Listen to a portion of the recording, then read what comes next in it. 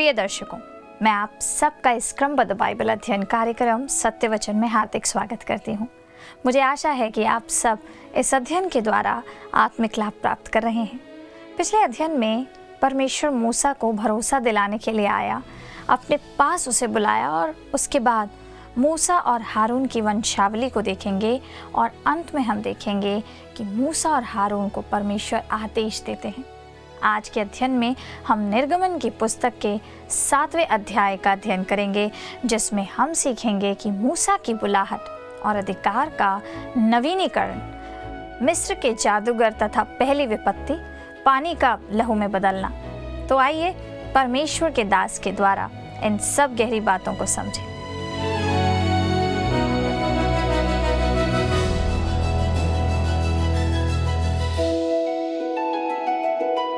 प्रिय मित्रों, आप सभी को जय मसीह की। मुझे पूरा विश्वास है कि आप परमेश्वर के वचन की शिक्षा के लिए तैयार हैं, जो आज निर्गमन की पुस्तक के 7वें अध्याय पर आधारित है। पिछले अध्ययन में हमने देखा था कि परमेश्वर मूसा को दोबारा बुलाता है और मूसा फिर से अगुवाई करने से इनकार करता है। 7वें अध्याय पर जब हम आते हैं तो इसका मुख्य विषय है मूसा की बुलाहट और अधिकार का नवीनीकरण, अर्थात परमेश्वर उसे फिर से बुलाता है और उसे जाने को कहता है। मिस्र के जादूगर तथा पहली विपत्ति हम यहाँ पर देखते हैं, जो है पानी को लहू में बदल देना।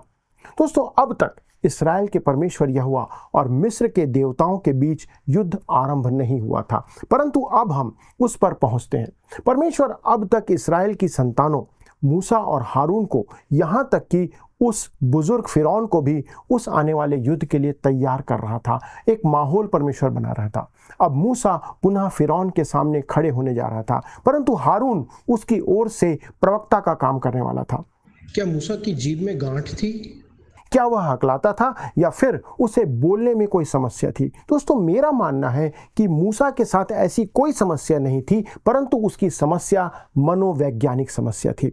40 सालों तक जंगल में रहने के बाद उसे शायद वह स्वयं को अयोग्य अनुभव कर रहा था। वो डर रहा था। फिरौन के सामने खड़े होकर बोलने से वो हिचकिचा रहा था। परमेश्वर उसे यह बात बहुत स्पष्ट बता चुका था कि मूसा नहीं, परंतु स्वयं परमेश्वर ही इस्राएल के लोगों को बंधुआई से छुड़ाने जा रहा था। वो काम मूसा नहीं करता। दोस्तों, वैसे ही आज परमेश्वर के लिए हमारे जीवन या कलीसिया में काम ना कर पाने का यह एक प्रमुख कारण है कि हम परमेश्वर के लिए तैयार नहीं होते। हर समय कोई व्यक्ति या संस्था उस कार्य का श्रेय लेने के लिए तैयार रहता है। जब हम परमेश्वर का श्रेय लेने के लिए बीच में आ जाते हैं, तब परमेश्वर की शक्तिशाली भुजा या उसका बलवंत हाथ प्रकट नहीं होता, काम नहीं कर पाता। सबसे पहले परमेश्वर को मानवीय तत्व को बीच से हटाना पड़ता है, क्योंकि परमेश्वर देह को अपने काम के लिए उपयोग नहीं कर सकता। इस बात को ध्यान रखिए। रोमियो की पत्री अध्याय 7 के पद 18 में पौलुस के द्वारा प्रभु कहता है, क्योंकि मैं जानता हूँ कि मुझ में अर्थात मेरे शरीर में कोई अच्छी वस्तु वास नहीं करती। इच्छा तो मुझ में है, परंतु भले काम मुझसे बन नहीं पड़ते। कुछ लोगों के लिए यह विश्वास कर पाना असंभव होता है कि मनुष्य में कुछ भली वस्तु वास नहीं करती। दोस्तों, लोगों को अच्छा नहीं लगता ये बात, क्योंकि वे उसी पर भरोसा रखते हैं, अर्थात अपने शरीर पर, अपनी देह पर। विशेष तौर पर कठिन समयों में भी लोग परमेश्वर के बदले अपने देह पर भरोसा रखते हैं, परंतु परमेश्वर को हमारी देह नहीं चाहिए, आपकी देह नहीं चाहिए, आपका शरीर नहीं चाहिए। दोस्तों, वह इसका उपयोग नहीं कर सकता और ना ही कभी परमेश्वर आपकी देह का उपयोग करेगा। परमेश्वर ने देह को किनारे कर दिया है, दरकिनार किया है, और अब मूसा के लिए हारून वक्ता का काम करने जा रहा था। तो आइए हम आगे बढ़ते हैं। निर्गमन 7वें अध्याय के पद 1 पर आते हैं, जहां पर हमें मूसा की बुलाहट और अधिकार का नवीनीकरण पढ़ने को मिलता है। आइए हम पढ़ते हैं। तब यहोवा ने मूसा से कहा, सुन, मैं तुझे फिरौन के लिए परमेश्वर सा ठहराता हूं और तेरा भाई हारून तेरा नबी ठहरेगा। दोस्तों, यहाँ पर हमें एक भविष्यवक्ता की सर्वोत्तम परिभाषा देखने और पढ़ने को मिलती है। मूसा फिरौन के लिए एक ईश्वर सा ठहराया गया था तथा हारून मूसा के लिए प्रवक्ता बनाया गया था। हारून को भविष्यवक्ता की भूमिका प्रदान की गई थी। एक भविष्यवक्ता वह होता है, इस बात को याद रखिए, एक भविष्यवक्ता वो होता है जो परमेश्वर का प्रवक्ता होता है, परमेश्वर की ओर से बोलता है, वह परमेश्वर से संदेश प्राप्त करता है और लोगों को देता है। भविष्यवक्ता भविष्यवक्ता याजक के विपरीत कार्य करता है। भविष्यवक्ता परमेश्वर की ओर से लोगों से बात करता है, परंतु एक याजक लोगों की ओर से परमेश्वर के सामने प्रस्तुत होता है, लोगों की बात परमेश्वर के सामने रखता है, निवेदन करता है, प्रार्थना करता है। एक याजक परमेश्वर की ओर से नहीं बोलता है और ना ही भविष्यवक्ता लोगों की ओर से बोलता है। ये अंतर आपको याद रखना होगा। भविष्यवक्ता परमेश्वर का प्रतिनिधि होता है। हारून लोगों के सामने मूसा का प्रतिनिधि था तथा मूसा फिरौन और लोगों के सामने परमेश्वर का प्रतिनिधि था। तब पद 2 और 3 में आगे लिखा है, जो जो आज्ञा मैं तुझे दूं वही तू कहना, और हारून उसे फिरौन से कहेगा जिससे वह इस्राएलियों को अपने देश से निकल जाने दे। परंतु मैं फिरौन के मन को कठोर कर दूंगा और अपने बहुत से चिन्ह और चमत्कार मिस्र देश में दिखलाऊंगा। दोस्तों, फिरौन के मन को कठोर करने का यहाँ पर जो प्रभु कहता है, क्या अर्थ है? क्या परमेश्वर ने वास्तव में फिरौन के हृदय को कठोर कर दिया था? जी हाँ, परमेश्वर ने ऐसा किया, परंतु कैसे किया ये महत्वपूर्ण है। देखिए, यदि फिरौन कोमल हृदय वाला नम्र मनुष्य होता, जिसे परमेश्वर की ओर फिरने की इच्छा होती, परमेश्वर पर विश्वास करने की इच्छा होती, तो वह इस बात से खुश होता, आनंदित होता कि मूसा इस्राएल के लोगों को स्वतंत्र करवा रहा है, क्योंकि फिरौन स्वयं भी उनके लिए कुछ करना चाहता, अर्थात लोगों की सहायता करना चाहता। परंतु उस परिस्थिति में ऐसे फिरौन का मन कठोर करना परमेश्वर के लिए गलत कार्य होता। यदि उसका मन नम्र होता और परमेश्वर उसे कठोर कर देता तो ये गलत काम होता। मित्रों, यदि आप इस घटना को इस प्रकार समझ रहे हैं तो आप गलत मार्ग पर बढ़ रहे हैं। यहाँ पर फिरौन के मन को कठोर बनाना या कठोर करना एक प्रतीकात्मक रूप से उपयोग किया गया शब्द है, जिसका अर्थ है जैसे किसी कपड़े या रस्सी को निचोड़कर उसके अंदर से जो कुछ है उसे मरोड़ कर निकाल देना। परमेश्वर ऐसा काम कर रहा था, जिसका अर्थ है कि परमेश्वर ने फिरौन के हृदय को निचोड़कर और जो कुछ उसके मन के अंदर था उसे बाहर निकालने का काम किया। कहने का तात्पर्य है कि परमेश्वर उसके हृदय की बातों को बाहर निकाल रहा था। परमेश्वर ने उसे वो सब करने पर मजबूर किया जो उसके मन में, उसके हृदय में भरा हुआ था, जो फिरौन करना चाहता था। परमेश्वर उन सब बातों को बाहर निकाल करके सामने ला रहा था, क्योंकि उसका हृदय, उसका मन परमेश्वर से दूर था। फिरौन आज के कुछ राजनेता के समान यहाँ पर प्रतीत होता है, जो बोलते कुछ हैं और करते कुछ हैं। फिरौन इस्राएलियों को स्वतंत्र करना नहीं चाहता था और उसके बाद भी वह स्वयं को एक उदार राजा के रूप में प्रस्तुत करना चाहता था। वो चाहता था कि सभी लोग उसे एक उदार व्यक्ति या उदार राजा मानकर चलें, परंतु इस्राएल के संबंध में वह कठोर तानाशाह था। परमेश्वर फिरौन को कचहरी में खड़ा करके उससे यह कबूल करवाना चाहता था कि उसके मन में क्या है जो बाहर निकल कर आए। दोस्तों, कुछ लोग ऐसे होते हैं जिनके मन की बात बाहर निकालने के लिए उनके साथ कठोर कार्रवाई करना पड़ता है। कई बार लोगों को उनके द्वारा अनुबंधित किया गया कार्य करवाने के लिए भी उन्हें कोर्ट में घसीट कर लाना पड़ता है। यहाँ परमेश्वर फिरौन के साथ बिल्कुल वही कर रहा था। परमेश्वर उसे कचहरी में खड़ा करके कहता है, फिरौन, तू अपने मन की सारी बातें प्रकट कर, लेकर सामने आ। जो कुछ वह प्रकट किया जाएगा, जो कुछ तेरे हृदय में है वो सामने आ जाएगा। परमेश्वर राजा को ऐसा कार्य करने के लिए बाध्य कर रहा था। वैसे परमेश्वर प्रत्येक व्यक्ति के साथ भी यही करेगा जो एक दिन परमेश्वर के सामने खड़े किए जाएंगे। उसके हृदय और मन की सारी बातों को परमेश्वर सामने लेकर आएगा। आपकी वास्तविकता एक दिन परमेश्वर के सामने प्रकट कर दी जाएगी। दोस्तों, आपके मन की सारी बातें सामने निकल कर आएंगी। आप किसी प्रकार से स्वयं को छिपा नहीं सकेंगे, आप किसी प्रकार से अपने आप को हाइड नहीं कर सकेंगे। क्या यह बात हम में से कुछ के लिए बहुत भय की नहीं लगती है कि हमारे मन और हृदय की सारी बातें एक दिन परमेश्वर सामने खोल करके रख देगा? तब आइए हम आगे बढ़ते हैं और पढ़ते हैं पद 4 और 5। लिखा है, तो अभी फिरौन तुम्हारी ना सुनेगा और मैं मिस्र देश पर अपना हाथ बढ़ाकर मिस्रियों को भारी दंड देकर अपनी सेना अर्थात अपनी इस्राएली प्रजा को मिस्र देश से निकाल लूँगा। और जब मैं मिस्र पर हाथ बढ़ाकर इस्राएलियों को उनके बीच से निकालूंगा, तब मिस्री जान लेंगे कि मैं यहोवा हूँ। दूसरे शब्दों में फ़िरौन का वास्तविक रूप सबके सामने प्रकट किया जाएगा और इस्राएल के परमेश्वर की सच्चाई भी सबके सामने प्रकट की जाएगी। मिस्रियों को यह पता चल जाएगा और इस्राएली भी निश्चित हो जाएंगे तथा मूसा और हारून सही साबित होंगे कि वे कौन हैं और परमेश्वर ने उन्हें भेजा है। तब पद 6 और 7 में आगे लिखा है, तब मूसा और हारून ने यहोवा की आज्ञा के अनुसार ही किया। जब मूसा और हारून फ़िरौन से बात करने लगे, तब मूसा 80 वर्ष का और हारून 83 वर्ष का था। दोस्तों, ये बात यहाँ पर प्रकट की गई है कि हारून मूसा से 3 साल बड़ा था। पद 8 और 9 में आगे लिखा है, फिर यहोवा ने मूसा और हारून से इस प्रकार कहा, जब फ़िरौन तुमसे कहे अपने प्रमाण का कोई चिन्ह दिखाओ, तब तू हारून से कहना अपनी लाठी लेकर फ़िरौन के सामने डाल दे कि वह अजगर बन जाए। दोस्तों, संभव तो फ़िरौन मूसा और हारून से पूछने जा रहा था कि तुम्हारा अधिकार पत्र कहाँ है, तुम्हारी अथॉरिटी कहाँ है, तुम मेरे सामने इतनी बड़ी मांग लेकर कैसे खड़े हो सकते हो, तुम पहले अपना अधिकार पत्र दिखाओ कि तुम किस अधिकार से मेरे पास आए हो। दोस्तों, अब हारून की लाठी उनका अधिकार पत्र बन जाती है और बताती है कि वो कौन सा अधिकार है। और यहाँ पर हम देखते हैं पद 10 में, जहाँ पर मिस्र के जादूगर भी उनके सामने प्रकट होते हैं। पद 10, तब मूसा और हारून ने फ़िरौन के पास जाकर यहोवा की आज्ञा के अनुसार किया, और जब हारून ने अपनी लाठी फ़िरौन और उसके कर्मचारियों के सामने डाल दी, तब वह अजगर बन गई। दोस्तों, इस भाग में जो शब्द है सांप या अजगर, उसको लेकर कुछ लोगों को शंका है, क्योंकि मिस्र के इतिहास में सांपों के बहुत कम वर्णन मिलते हैं। वास्तव में यहाँ पर जो शब्द उपयोग किया गया है उसका अभिप्राय या उसका अर्थ जो है वो मगरमच्छ से है। मित्रों, मूसा के दिनों में इस प्रकार के बहुत से जंतु वहाँ पर तालाबों में और नील नदी में रहते थे, और वह लाठी एक मगरमच्छ में बदल गई थी, जो इसका वास्तविक अर्थ यहाँ पर है।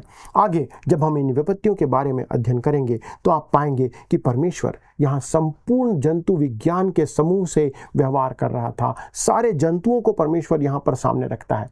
मिस्र के सारे देवता या तो किसी जानवर या पक्षी या कीड़े को प्रकट करते थे या उनके रूप में उनके सामने रहते थे। पौलुस रोमियो की पत्री अध्याय 1 के पद 22 और 23 में इसी के बारे में कहते हुए लिखता है, वे अपने आप को बुद्धिमान जताकर मूर्ख बन गए और अविनाशी परमेश्वर की महिमा को नाशवान मनुष्य और पक्षियों और चौपायों और रेंगने वाले जंतुओं की मूरत की समानता में बदल डाला। दोस्तों, मिस्र के लोग हर एक चीज को किसी न किसी प्रतीक के द्वारा दर्शाते थे। वे किसी निराकार विचार को लेकर उसे एक आकार दे देते थे। उनके पास ऐसे देवता थे जो जीवन के प्रत्येक चरण और रूप को दर्शाया करते थे। उन्होंने किसी चीज को कभी नहीं छोड़ा और हर एक चीज को उन्होंने एक प्रतीक दिया, और इसके द्वारा से उन्होंने ईश्वर को प्रकट करने का कोशिश किया। उन्होंने एक ईश्वर को अनेक ईश्वरवाद में बदल दिया। दोस्तों, सर वॉलिड्स बर्ड्स, जो कि मिस्र के पुरातत्व शास्त्र के एक बहुत बड़े विद्वान थे, वे कहते हैं कि वे एक महान परमेश्वर के अस्तित्व पर विश्वास करते थे, जो स्वनिर्मित, स्व अस्तित्व, सर्वशक्तिमान और अनंत परमेश्वर है।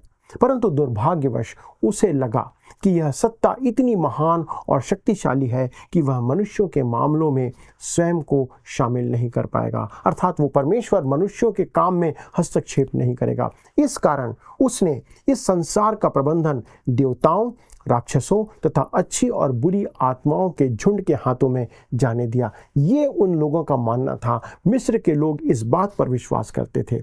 आपको याद होगा, जब पौलुस एथेंस नगर में गया तो उसने वहां पर यही पाया था, और वो कहता है उसने अनजाने ईश्वर के नाम से एक स्मारक, एक वेदी वहां पर देखा, जो प्रेरितों के काम अध्याय 17 के पद 23 में लिखी हुई है। क्योंकि मैं फिरते हुए जब तुम्हारी पूजने की वस्तुओं को देख रहा था तो एक ऐसी वेदी भी पाई जिस पर लिखा था अनजाने ईश्वर के लिए, इसलिए जिसे तुम बिना जाने पूजते हो, मैं तुम्हें उसका समाचार सुनाता हूँ। दोस्तों, जो व्यक्ति इन सभी अलग अलग देवताओं की उपासना करता है वह जीवित और सच्चे परमेश्वर को नहीं जान सकता। इसलिए इस्राएल का प्रभु परमेश्वर यह दिखाने के लिए कि वह कौन है, मिस्र के देवताओं पर आक्रमण करने जा रहा था और आक्रमण करता है। इब्रानी भाषा का जो शब्द है टेनी, इसका अनुवाद इस अध्याय में सर्प के रूप में किया गया है। बाइबल में किसी भी अन्य स्थान पर उसका अनुवाद सर्प नहीं किया गया है। यशायाह और यहेजकेल की पुस्तक में उसका अनुवाद लिव्यातान नामक सर्प के रूप में किया गया है। दोस्तों, वास्तव में इसका संदर्भ शैतान से है, इसलिए जो अनुवादक थे, जो ट्रांसलेटर थे, इन्होंने इसे सर्प लिखा। चाहे जो कुछ भी हो, मिस्र के लोग लिव्यातान अर्थात मगरमच्छ की उपासना करते थे और यहाँ पर उसका अर्थ यही है। मिस्र के धर्म और उपासना में उसका एक बहुत बड़ा स्थान था। सेबाक बुराई का एक देवता था जिसका सिर मगरमच्छ के जैसा था। सभी सूर्य देवताओं का चिर शत्रु अपेपी एक मगरमच्छ के रूप में प्रकट होता था।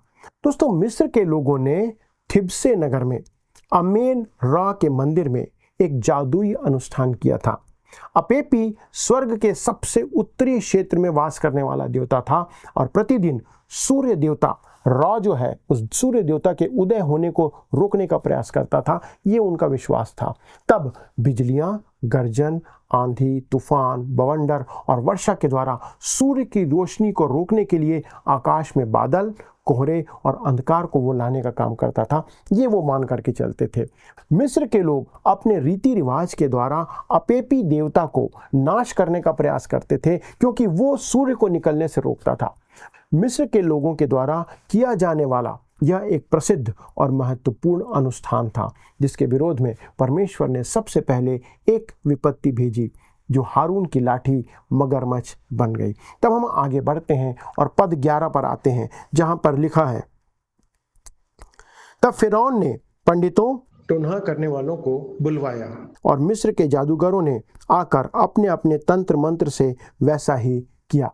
मित्रों, मिस्र के जादूगरों ने हारून की लाठी के जो पहला चमत्कार था उसकी नकल करके दिखाया। यह उन्होंने कैसे किया यह कोई नहीं जानता, परंतु बाइबल कहती है उन्होंने ऐसा करके दिखाया। पौलुस उसी संबंध में दूसरा तीमुथियुस अध्याय 3 के पद 8 में कहता है, जैसे यन्नेस और यम्ब्रेस ने मूसा का विरोध किया था वैसे ही ये भी सत्य का विरोध करते हैं। ये ऐसे मनुष्य हैं जिनकी बुद्धि भ्रष्ट हो गई है और वे विश्वास के विषय में निकम्मे हैं। इन जादूगरों ने जीवित और सच्चे परमेश्वर का विरोध किया था। तब पद 12 और 13 में हम आगे पढ़ते हैं, उन्होंने भी अपनी अपनी लाठी को डाल दिया और वे भी अजगर बन गई, पर हारून की लाठी उनकी लाठियों को निगल गई। परंतु फिरौन का मन और हठीला हो गया और यहोवा के वचन के अनुसार उसने मूसा और हारून की बातों को नहीं माना। दोस्तों, यह देखना रोचक है कि मिस्र के लोग मगरमच्छ की उपासना करते थे और हारून की लाठी ने उन मगरमच्छों को निगल लिया। इसके द्वारा फिरौन को प्रभावित हो जाना चाहिए था, परंतु ऐसा नहीं हुआ। फिरौन का मन और हठीला हो गया और वह अपनी बात पर अड़ जाता है। तब पद 14 से 19 में हम आगे पढ़ते हैं, लिखा है, तब यहोवा ने मूसा से कहा, फिरौन का मन कठोर हो गया है और वह इस प्रजा को जाने नहीं देता। इसलिए सवेरे के समय फिरौन के पास जा, वह तो जल की ओर बाहर आएगा और जो लाठी सर्प बन गई थी उसको हाथ में लिए हुए नील नदी के तट पर उससे भेंट करने के लिए खड़ा रहना और उससे इस प्रकार कहना, इब्रियों के परमेश्वर यहोवा ने मुझे यह कहने के लिए तेरे पास भेजा है कि मेरी प्रजा के लोगों को जाने दे, जिससे वे जंगल में मेरी उपासना करें, और अब तक तूने मेरा कहना नहीं माना। यहोवा यूँ कहता है, इससे तू जान लेगा कि मैं ही परमेश्वर हूँ। देख, मैं अपने हाथ की लाठी को नील नदी के जल पर मारूंगा और जल लहू बन जाएगा, और जो मछलियाँ नील नदी में हैं वे मर जाएंगी और नील नदी बसाने लगेगी और नदी का पानी पीने के लिए मिस्रियों का जी ना चाहेगा। फिर यहोवा ने मूसा से कहा, हारून से कह कि अपनी लाठी लेकर मिस्र देश में जितना जल है अर्थात उसकी नदियाँ, नहरें, झीलें और पोखरे सबके ऊपर अपना हाथ बढ़ा कि उनका जल लहू बन जाए, और सारे मिस्र देश में काठ और पत्थर दोनों भांति के जलपात्रों में लहू ही लहू हो जाएगा। दोस्तों, मिस्र की आराधना पद्धति पर यह एक और प्रहार था। पवित्र नील नदी का जल लहू बन गया था। मिस्र के लोग नील नदी को हापी देवता के रूप में मानते थे, जो स्त्री के समान स्तनों वाला एक मोटा पुरुष था, जो प्रजनन और पोषण की शक्ति को देता था और उससे भरपूर था। दोस्तों, वे लोग उस देवता के लिए एक गीत भी गाया करते थे, जिसके शब्द कुछ इस प्रकार से हैं कि तू ही भूमि को पानी देती है जिसे रा ने बनाया है, तू ही भोजन प्रदान करता है, हर एक भली वस्तुओं को रचने वाला तू ही है, तू ही भंडार को भरता है, तू ही गरीबों को जरूरतमंदों का ख्याल रखता है। दोस्तों, नील नदी मिस्र के लोगों को जीवन देती थी और यह उनकी जीवन रेखा थी, परंतु उस जीवन रेखा को परमेश्वर ने रोक दिया। परंतु उसे जीवन रेखा होने के लिए उसमें पानी होने की आवश्यकता थी, जहाँ पर परमेश्वर उसे बाधित करता है। और अब तक जो मिस्र के लिए आशीष का कारण था, अब वह उनके लिए श्राप बन जाता है। यह परमेश्वर का दंड था, उसका न्याय था, जो यहाँ पर प्रकट किया गया है। तब पद 22 से 25 में आगे हम पढ़ते हैं, लिखा है, तब मिस्र के जादूगरों ने भी अपने तंत्र मंत्रों से वैसा ही किया, तो अभी फिरौन का मन हठीला हो गया और यहोवा के कहने के अनुसार उसने मूसा और हारून की ना माने। फिरौन ने इस पर भी ध्यान नहीं दिया और मुंह फेर के अपने घर चला गया। और सब मिस्री लोग पीने के जल के लिए नील नदी के आसपास खोदते रहे, क्योंकि वे नदी का जल नहीं पी सकते थे। जब यहोवा ने नील नदी को मारा था, तब से 7 दिन हो चुके थे। दोस्तों, मिस्र में यह विपत्ति 7 दिनों तक बनी रही। फिरौन इस बात को मानने को तैयार नहीं था कि इस विपत्ति में परमेश्वर यहोवा का हाथ है, क्योंकि उसके जादूगरों ने भी उस विपत्ति की नकल करके दिखाया था। दोस्तों, यह एक अद्भुत और बहुत ही आश्चर्यजनक बात है। स्पष्ट रूप से यह शैतान की शक्ति का प्रगटीकरण था, परंतु वे लहू को फिर से शुद्ध जल बनाने में असमर्थ रहे थे। अंतर यहाँ पर यह है, यह बात प्रकट करती है कि शैतान कितना भी चतुर क्यों ना हो, वह परमेश्वर नहीं बन सकता, परमेश्वर की नकल पूरी रीति से नहीं कर सकता। वह परमेश्वर बनने का नाटक कर सकता है, स्वांग कर सकता है, परंतु परमेश्वर कभी नहीं हो सकता। परमेश्वर संसार के लोगों को यही दिखा रहा था, बताना चाहता था कि वो कौन है, कौन परमेश्वर है, मनुष्यों से वो क्या चाहता है। यदि हम परमेश्वर को नहीं जानते हैं तो वह हम पर स्वयं को प्रकट करने का प्रयास करता है। दोस्तों, इस बात को भी ध्यान रखिए। परंतु यदि मनुष्य जानबूझकर परमेश्वर का इनकार करने का प्रयास करता है तो उसे परमेश्वर के दंड का सामना करना पड़ेगा। जब तक जीवन है दोस्तों, हमारे पास यही एक मार्ग है, हमारे पास यही एक प्रयास है कि हम आने वाले समय को परमेश्वर को अवसर दें कि वो हम पर अपने आप को प्रकट करें। आइए दोस्तों, हम उस सच्चे जीवित परमेश्वर को न केवल जानें परंतु उसकी उपासना करें, उसकी आराधना करते रहें, क्योंकि मनुष्य के जीवन का यही मूल कार्य है। आइए हम परमेश्वर को महिमा दें, उसकी आराधना करें और प्रार्थना के साथ अपने अध्ययन को समाप्त करें। स्वर्गीय पिता, हम धन्यवाद देते हैं क्योंकि आप महान, जीवित और सामर्थी परमेश्वर हैं। आपके तुल्य कोई ईश्वर नहीं है। प्रभु, इससे बड़ी बात यह है कि आप स्वयं को मनुष्यों पर प्रकट करते हैं।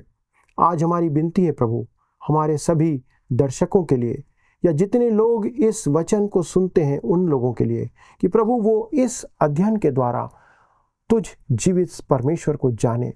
प्रभु, आप अपने आप को उन लोगों पर प्रकट करें। प्रभु, आज संसार में कितने लोग हैं जो तुझ सच्चे और जीवित परमेश्वर को खोज रहे हैं, आपकी उपासना कर रहे हैं, और वे सोचते हैं प्रभु कि वे आपको जानते हैं, परंतु प्रभु यदि वे आपको नहीं जानते हैं, वास्तविक रूप से यदि वो आपको नहीं पहचान पाए हैं, तो हमारी विनती है प्रभु कि आप अपने आप को उन पर प्रकट करें, ताकि वे जाने कि सच्चा और जीवित परमेश्वर कौन है जो उनसे वास्तव में प्रेम करता है, कौन है जिसने उनके लिए प्राण दिया है कि वे पापों से उद्धार प्राप्त कर सकें। धन्यवाद के साथ विनती को प्रभु यीशु ख्रीस्त के नाम से मांगते हैं, आमीन। मित्रों, यदि आपके पास कोई प्रश्न है या किसी विषय पर और गहराई से आप जानना चाहते हैं तो कृपया फ़ोन उठाइए। और आपके फ़ोन हमें बहुत आशीष दिलाते हैं, क्योंकि हमें पता चलता है कि आप कैसी आशीष प्राप्त कर रहे हैं। इसलिए मेरा निवेदन है, प्लीज़ फ़ोन उठाएं, कम से कम आज फ़ोन कीजिए और बताइए। अगले प्रसारण तक परमेश्वर का अनुग्रह आप पर बना रहे। प्रभु आप सभी को आशीष दे। प्रिय दर्शकों, आज के अध्ययन से हमने सीखा कि मूसा फिरौन के लिए परमेश्वर सा ठहरता है। और मूसा बार बार फ़िरौन के पास जा जाकर अपने लोगों को छोड़ देने की बात रखता है, परंतु फ़िरौन हर बार उसे ठुकरा देता है और नम्र होना ही नहीं चाहता। दोस्तों, क्या हम भी बार बार परमेश्वर को ऐसे ही नहीं ठुकराते?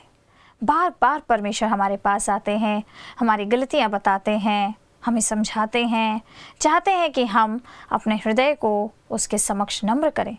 और हम क्या करते हैं? हम भी तो फ़िरौन के समान अपने हृदयों को कठोर कर लेते हैं और उसे बार बार ठुकरा देते हैं।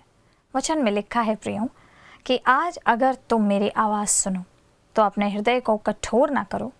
तो आइए दोस्तों, अब देरी कैसी, हम भी परमेश्वर जब हमें कुछ समझाए या बताए या कुछ बातों को छोड़ने को बोले तो उसकी सुने और आशीष को पाएं। ये वक्त होगा कि जिस प्रश्न का उत्तर आपने पिछली बार दिया था, देखते हैं कि वो सही था कि नहीं। प्रश्न क्रमांक 109 का सही उत्तर जानने का वक्त आ चुका है। तो उसका सही उत्तर है, जितने लोगों ने ऑप्शन ए चुना था, जी हाँ, सही उत्तर ऑप्शन ए है। बहन मूसा की माँ योकेबेद कहात की बहन थी। यही सही उत्तर है। जिन्होंने सही उत्तर दिया उनको बहुत बहुत प्रभु आशीषित करे। और अगर आपका उत्तर गलत था या दोबारा आप इसमें भाग लेना चाहते हैं तो हमारे पास आज के अध्ययन से जुड़ा हुआ क्रमांक 110 पर आधारित एक प्रश्न है, उसका उत्तर भी आप दे सकते हैं। मूसा हारून से डैश वर्ष छोटा था। मूसा हारून से डैश वर्ष छोटा था। इसके ऑप्शंस, ऑप्शन ए 10 साल, option B 15, option C 3, option D 5। Option A में दोबारा बता देती हूँ 10, option B 15, option C 3, option D 5। मित्रों, इस प्रश्न का उत्तर हमें कल सुबह 6 बजे से पहले विकल्प ए, बी, सी या डी के साथ अपना नाम, पता और स्थान के साथ आप व्हाट्सएप कर दीजिए या SMS कर दीजिए। नंबर आपको दोबारा याद दिला देते हैं, 9651433397, 9651433397। यदि आप इस अध्ययन को दोबारा सुनना चाहते हैं तो स्क्रीन पर दिए वर्ड रिसाउंड्स टुडे हिंदी लिखकर हमारे YouTube पर सर्च कीजिए, इसे आप दोबारा सुन सकते हैं। अधिक जानकारी और प्रार्थना के लिए आप दिए गए नंबर 9651433397, 9651433397 पर कॉल कीजिए। हमारे परामर्शदाता आपकी सहायता अवश्य करेंगे। धन्यवाद। क्या आपको यह कार्यक्रम पसंद आया? अभी हमें एक मिस कॉल करें और आप अगले विजेता हो सकते हैं।